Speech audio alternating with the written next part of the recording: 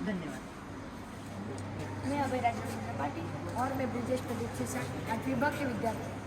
हम आज आपको विभाजन विशिष्ट स्मृति दिवस के बारे में जानकारी देना चाहते हैं। भारत का विभाजन अभूतपूर्व मानव विस्थापन और मजबूरी में पलायन की एक दर्दनाक कहानी है। यह एक ऐसी कहानी है जिसमें लाखों लोग अजनबियों के बीच एकदम विपरीत वातावरण में नया आशियाना तलाश रहे थे।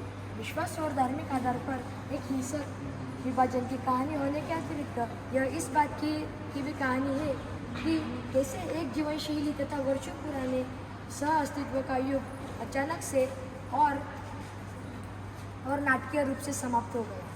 लगभग 60 लाख देर मुसलमान क्षेत्र से निकला जो बाद में पश्चिमी पाकिस्तान बन गया।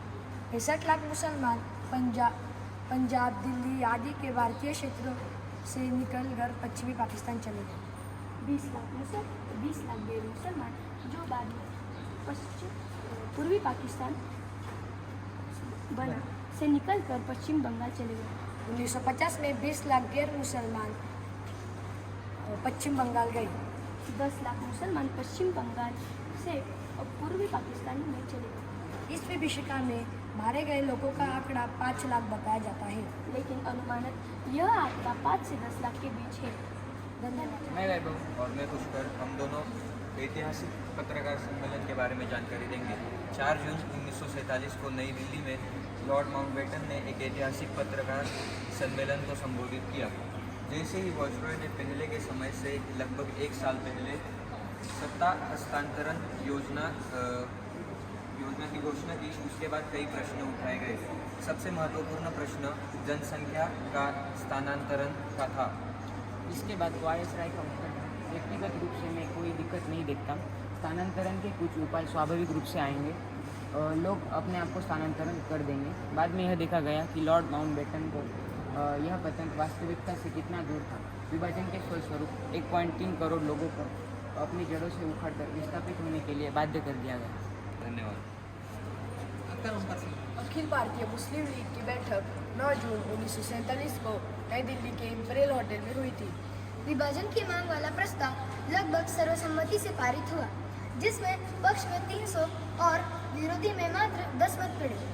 लीग के कई नेता पाकिस्तान के नए अधिराज्य के 2 भागों पूरब और पश्चिम में विभाजित होने से नाखुश थे। जैसे कि समय ने साबित किया, यह एक व्यवहारिक विचार नहीं था।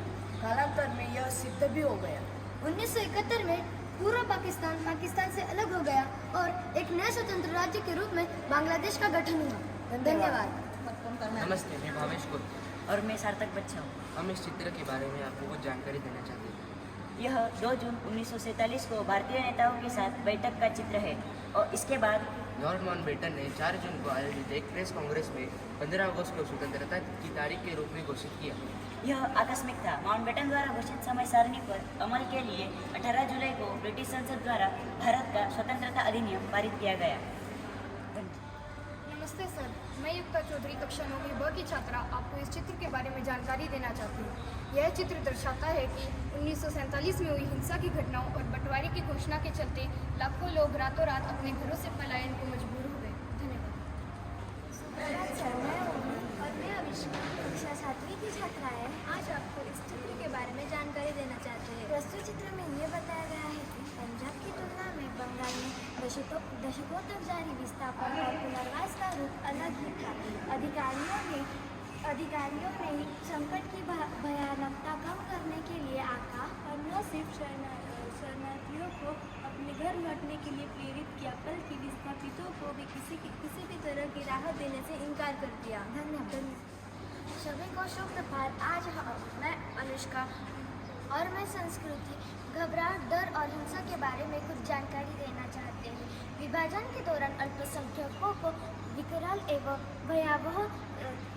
भयावह त्रासदी सहनी पड़ी। उसका कटु अनुभव जो लोग सिंध में थे उन लोगों को सिंध छोड़कर आए लोगों के मन में आज भी जीवंत है। 17 दिसंबर 1947 को सिंध के हैदराबाद तथा 6 जनवरी 1948 में राजधानी कराची में हुए भयावह दंगों ने अल्पसंख्यकों को इस हद तक भयभीत कर दिया था कि नवंबर 1947 तक 2,50,000 लोग, जनवरी 1948 तक 4,78,000 लोग तथा जून 1948 को 10 लाख से अधिक लोगों को सिंध छोड़कर जाना पड़ा था। मैं प्रतिभा और मैं आर्या, हम 10वीं बी के छात्र हैं। विभाजन विभीषिका दिवस स्मृति दिवस पर आपको कुछ जानकारी देंगे। ये चित्र जो आपके सामने है, ये भारत और पाकिस्तान के विभाजन के समय का है। इस विभाजन में बहुत से लोगों को अपना घर द्वार, खेती बाड़ी सब कुछ छोड़कर एक स्थान से दूसरे स्थान पर स्थानांतरित होना पड़ा था। इस स्थानांतर मतलब इसमें जो मात्र खून काफ़ी हुआ था, इसमें बहुत से लोगों की जानें भी गई थी, इसीलिए इसे काला दिवस भी कहा जाता है। सबसे बड़ी संख्या में लोगों ने काफिलों में पलायन किया। उस दौरान उन्होंने सिर्फ न प्रचंड गर्मी झेली, बल्कि मानसून की मूसलाधार बारिश में भी मिलों तक चलते रहे। जैसे जैसे काफिला आगे बढ़ता था, उसमें उन लोगों की संख्या भी बढ़ती जाती थी, जो कि रास्तों में पड़ने वाले गांव के लोगों की होती थी। इन काफिलों की लंबाई लगभग 10 मील से लेकर 27 मील तक की हुआ करती थी, जिनमें हजारों की तादाद में लोग शामिल हुआ करते थे। धन्यवाद।